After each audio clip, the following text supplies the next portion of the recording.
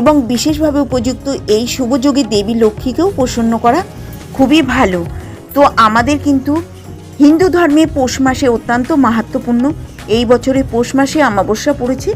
তো আমরা কিন্তু এই অমাবস্যায় জ্যোতিষশাস্ত্র অনুযায়ী পৌষ মাসের অমাবস্যা অত্যন্ত গুরুত্ব হতে চলেছে আমাদের 2024 সালে।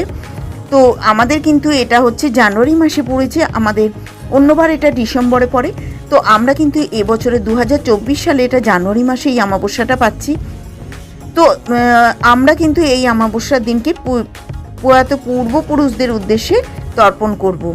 পৌষ মাসের অমাবস্যাকে পিতৃপুরুষের ক্ষুদ্র সংরক্ষণ বলে মনে করা হয়। সাধ্যকর্ম, গঙ্গাজল তর্পণ এবং দারিদ্র সেবা এই পৌষ মাসে খুবই গুরুত্ব রয়েছে।